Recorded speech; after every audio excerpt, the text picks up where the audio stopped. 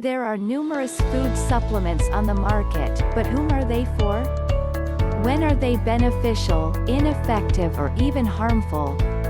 In this article we explore the general recommendations on taking food supplements. What are food supplements? The idea behind food supplements, also called dietary or nutritional supplements, is to deliver nutrients that may not be consumed in sufficient quantities. Food supplements can be vitamins, minerals, amino acids, fatty acids, and other substances delivered in the form of pills, tablets, capsules, liquid, etc.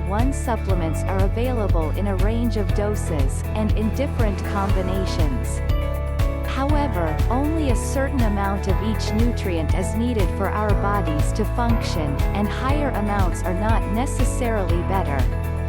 At high doses, some substances may have adverse effects, and may become harmful. For the reason of safeguarding consumers' health, supplements can therefore only be legally sold with an appropriate daily dose recommendation, and a warning statement not to exceed that dose. Supplement use varies in Europe.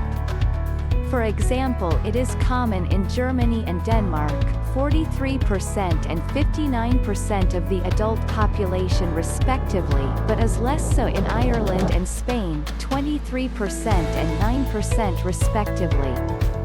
Women use supplements more than men. 2, 3, 4, 5, 6. Who needs food supplements? Supplements are not a substitute for a balanced healthy diet. 1 A diet that includes plenty of fruits, vegetables, whole grains, adequate protein, and healthy fats should normally provide all the nutrients needed for good health. Most European countries agree that messages aimed at the general public should focus on food-based dietary guidelines.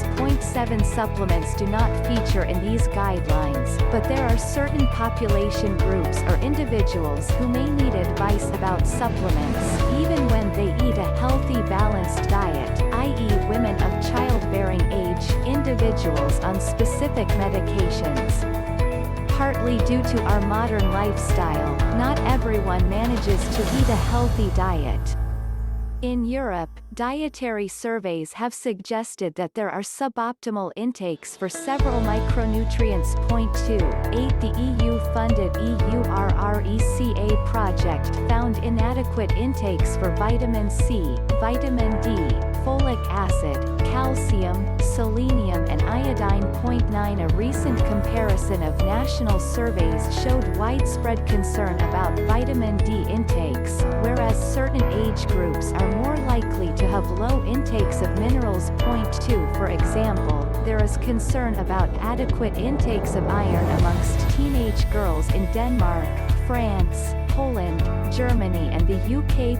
2 Poor iron status in young women also increases the risk of infants being born with low birth weight, iron deficiency and delayed brain development. 10 Folate status is also critical for women who may become pregnant. They are advised to take folic acid before conception, and continue for the first 12 weeks of pregnancy.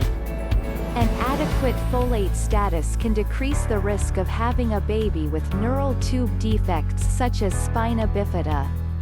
Recent research suggests that 50 to 70% of Europeans have poor vitamin D status. 2, 11, 12 Since vitamin D status is dependent not only on dietary intake but also exposure to UV light, there may be a stronger case for advising supplements for vitamin D in northern European countries. In some countries, including UK, Ireland, the Netherlands and Sweden, there are already recommendations for certain groups in the population to take a vitamin D supplement, although there are calls for more research. Other common concerns are shown in Table 1, although groups considered at risk are not the same in different countries.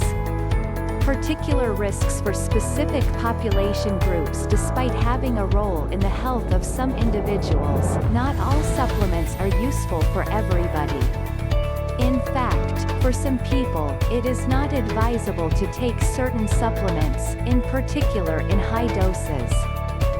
Some studies show multivitamins can contribute to an increased risk of excessive nutrient intakes, and it has been suggested that multivitamins should be formulated with greater consideration for the intakes of micronutrients from foods. Point 2 Individuals should pay particular attention to reading the label and assure that a supplement is suitable for them. For pregnant women, for example, supplements containing vitamin A, retinol, including fish liver oil may be harmful and cause birth defects if the recommended dose is greatly exceeded, or exceeded over an extended period of time. Studies have also highlighted that smokers should be wary of some supplements, in particular high doses of beta-carotene. The European Food Safety Authority (EFSA) has considered the evidence in this area and has concluded that exposure to beta-carotene below 15 mg per day is safe in the general population, including smokers. 13. Conclusion: some population groups are advised to take specific supplements. The overall message is, follow a healthy, balanced diet, carefully read labels of supplements and fortified foods, and avoid taking multiple doses that exceed the recommended daily amounts (RDAs). In case of doubt, seek advice from a dietitian or medical doctor before choosing a dietary supplement.